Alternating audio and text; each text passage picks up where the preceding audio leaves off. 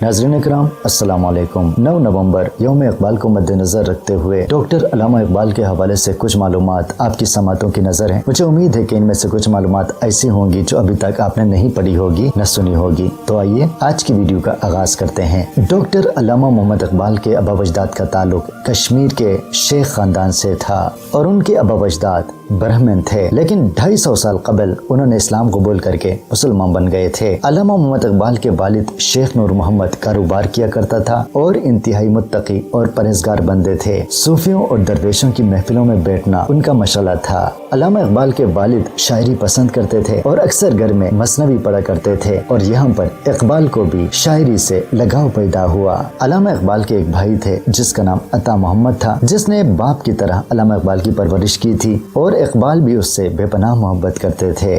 इकबाल की एक आंख बचपन में ज़ाया हो गई थी और वो सिर्फ एक आंख से देख सकते थे। इकबाल की जिंदगी बदलने वाले असातिज़ा मीर हसन और प्रोफेसर अर्नल थे। अल्लामा इकबाल के अफाकी नजरियात उनके फारसी कलाम में मिलते हैं। इकबाल की मादरी जबान पंजाबी थी और वो अक्सर पंजाबी में बातचीत करते थे।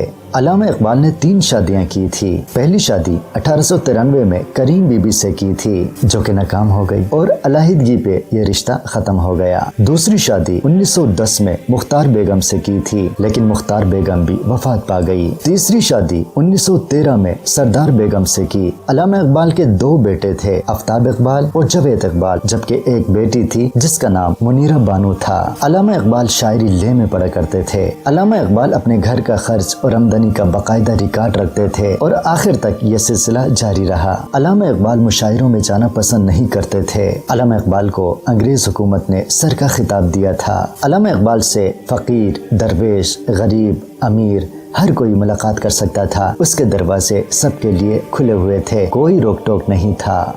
अल्लामा इकबाल में ज़राफ़त बहुत थी। वो अक्सर लतीफ़े सुनाया करता था, खुद भी हंसता था, दूसरों को भी हंसाया करता था। अल्लामा इकबाल के अपने बड़े बेटे के साथ ताल्लुकात कुछ खास अच्छे नहीं थे। अल्लामा मोहम्मद इकबाल 65 साल की उम्र पाई।